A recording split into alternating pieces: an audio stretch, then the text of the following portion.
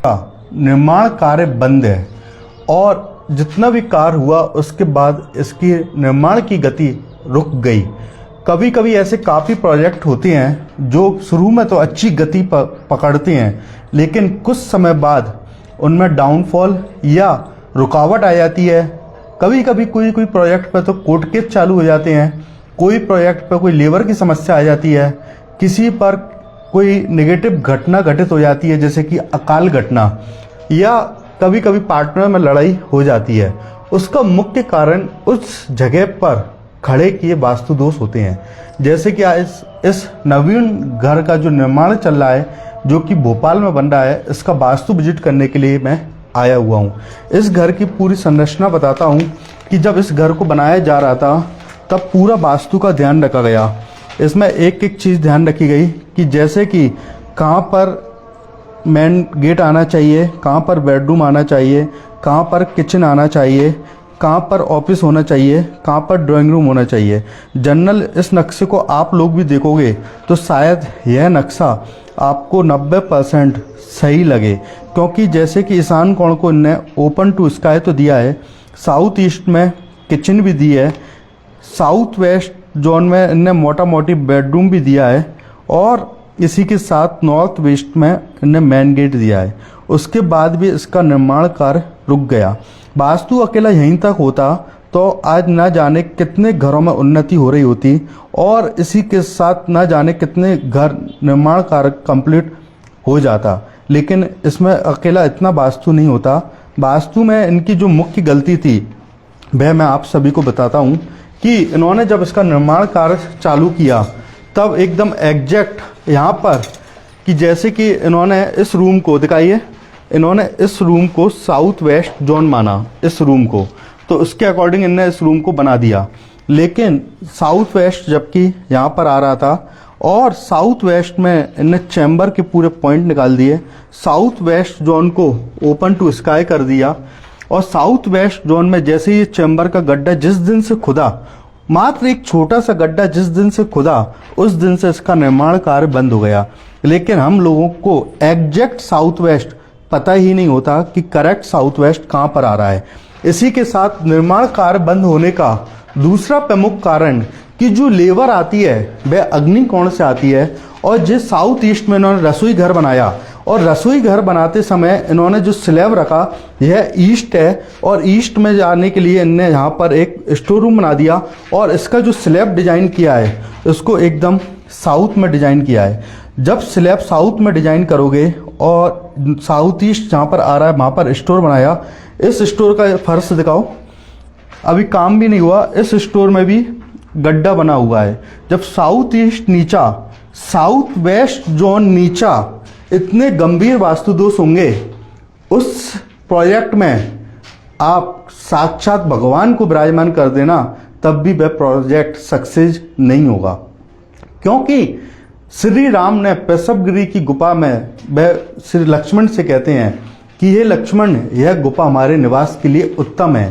कहने का आशय यह है कि रामायण में भी पूरा वास्तु का उल्लेख देखने को प्राप्त होता है। इसी के साथ महाभारत में श्री कृष्ण भगवान ने पूरा बुद्धि के बल पर पूरा युद्ध जीता, और मात्र एक बुद्धि के बल पर व्यक्ति जीवन में सब कुछ प्राप्त कर सकता है। अब मैंने इस गेट को यहाँ से बंद करने के लिए और यहाँ पर एक स्लैब बनाने के लिए, जिससे कि खाना बनाते समय फेस पूरब में हो जाए, और जो दो गंभीर वास्तु दोष हैं इनको सही करने की सलाह दी है, जिससे कि इसका जो रुका हुआ कार्य है वह कार्य तत्काल गति प्राप्त करे और निर्विघ्न यह कार्य संपन्न हो। इसी के साथ इसमें सबसे बड़ी गलती यह देखने को की है कि इसका जो नॉर्थ ईस्ट ओपन किया है, लेकिन नॉर्थ ईस्ट ओपन के साथ इसमें पूरा हैवी पूरा सामान डाल दिया, जिसके कारण कि यह पूरा प्रोजेक्ट जो कि 4.5 मंजिल इसको तैयार किया जाना था वह पूरा गलत हो गया। इसी के साथ इन्होंने इसको जिसको मोटा मोटा नॉर्थ ईस्ट माना, इसमें जो आपको सीढ़ियाँ स्टेयर्स दिख रही होंगी, यह स्टेयर्स आपके एकदम करेक्ट नॉर्थ ईस्ट जोन में आ गई। जब नॉर्थ ईस्ट जोन में स्टेयर्स हों, नॉर्थ ईस्ट जोन में स्टेयर्स हों, साउथ ईस्ट नीचा हो, साउथ वेस्ट में गड्ढा हो, तो इसमें आप 100 करोड़ के भी मालिक होना, 100 करोड़ के, तो भी इसमें आप कर्जदार बन जाओगे। यह 100% सही है, क्योंकि अभी तक मैंने 1000 केस स्टडी ऐसी देखी हैं। अभी मैं बॉम्बे में एक 100 करोड़ के बंगले का वास्तु विजिट करने के लिए गया था। उस बंगले को बहुत वास्तुविदों ने डिजाइन करके तैयार किया था, लेकिन उचित वास्तु न जानने के कारण और पूरे बंगले में आने के बाद व्यक्ति जब जो 100 करोड़ का बंगला बना रहा है तो वह कितने करोड़ों का नहीं अरबों का मालिक होगा उसमें, लेकिन आने के बाद वह उल्टा विपरीत कर्जदार बन गया। तो यह होती है वास्तु। लेकिन वास्तु को समझने के लिए बहुत बारीकियों को ध्यान रखना पड़ेगा। इसमें एक सबसे बड़ी गलती यह की गई कि इसमें जैसे कि यह पूरा वेस्ट फेसिंग है और वेस्ट में इन्होंने पूरा जिस आपको दिख रहा होगा यह पूरा साउथ वेस्ट जोन जो पूरा एरिया ओपन टू स्काई करा और जहाँ पर इसको पोर्च टाइप में बना दिया। इसी के साइड इसमें नॉर्थ वेस्ट में बोरवेल बना दिया, जो कि दोष नहीं महादोष होते हैं।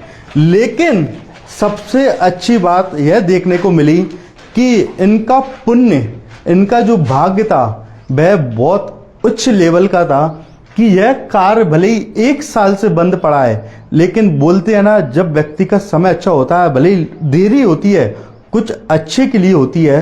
तो आज इसमें जो गंभीर वास्तु दोष हैं इनको सही करने के साथ अब जो इसमें सही तरीके से निर्माण कार्य चालू होगा, इसमें आने के बाद इनका जीवन में 4 गुना उन्नति देखने को प्राप्त होगी। इसमें एक एक बात को बिल्कुल बताया गया है, किस प्रकार टाइल्स लगानी है, कौन सा कलर उपयोग करना है, कौन सी दिशा को हल्का रखना है, किस तरफ बेड लगाना है। इसके अलावा इसमें सबसे बड़ी गलती जो थी जो आपको मैंने सब बता दी है। लेकिन जब व्यक्ति का पुण्य अच्छा हो, समय अच्छा हो, तो वह निश्चित रूप से इस प्रकार के गंभीर वास्तु दोष से भी बच जाता है। तो यही कारण हुआ जो परमात्मा का कि लेट भले ही हुआ लेकिन कुछ अच्छा होना था इसलिए हुआ। सर आप बताइए सभी लोगों को कि जैसे कि इस घर को बनाने के बाद आपको क्या क्या समस्या आई, और जब बनाते समय आपने इसमें आर्किटेक्ट से भी बोला होगा कि हमको घर वास्तु से बनाना है, तब उन्होंने आपको क्या बोला, कृपया सभी को बताएं। ये मकान का काम, घर का काम चालू किया और इसका नक्शा जो आर्किटेक्ट ने बनाया हुआ है उनसे बोला कि भाई आर्किटेक्ट से कि ये अपने को नक्शा बनाना है वास्तु के हिसाब से। तो उन्होंने वास्तु के हिसाब से बनाया, लेकिन उनका वास्तु मुझे खुद अपने आप में ठीक नहीं लगा, क्योंकि जब 1 साल काम चला और 1 साल के बाद मेरा घर का काम बंद हुआ तो उसके कारण मुझे अपने आप में लगा कि कोई ना कोई बात है, कोई ना कोई दोष है, जिसके कारण मेरा बनते हुए लगातार दो स्लैब डालने के बाद मेरा काम बंद क्यों हुआ।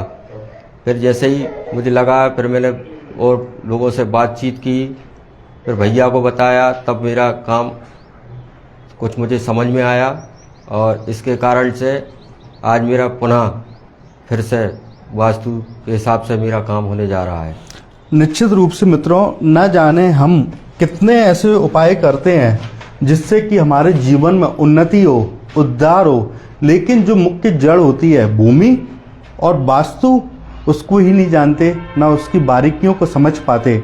अगर ये वास्तु अगर आप देखेंगे तो इसमें आपको मोटा मोटी पूरा वास्तु दिखेगा। ईशान कोण खुला, साउथ वेस्ट में बेडरूम, साउथ ईस्ट में किचन, तो इसमें का वास्तु कहाँ गया। वास्तु के लिए बहुत सारी चीज़ों को समझना है, किस तरफ वार्डरोब लगाना है, ड्रेस टॉयलेट में किस प्रकार की टाइल से यूज करना है, कौन सा एरिया, कौन सा हिस्सा ऊंचा रखना है, कौन सा स्लैब कम डालना है। इसमें ऐसी बहुत सारी बातें होती हैं जिनको ध्यान में रखा जाता है। और वास्तु की अगर इन बारीकियों को आप ध्यान रखते हैं तो जीवन में बहुत ऊंचाइयों की ओर जाते हैं। और निश्चित रूप से इस घर को, जैसा मैंने अभी तक जितने समय में इनको पूरा बताया है, एक एक बात का ध्यान रखेंगे, कम समय में यह घर नवीन ऊंचाइयों को छुएगा। और इसी के साथ इस घर में रहने के बाद 4 गुना उन्नति देखने को प्राप्त होगी, क्योंकि वास्तु मात्र यहाँ तक नहीं है जो आप समझते हो। इसके लिए इसकी बारीकियों को समझो। जिस विश्वास से वास्तु के लिए बुलाया उसके लिए धन्यवाद। सभी मित्रों को धन्यवाद। जय जिनेन्द्र।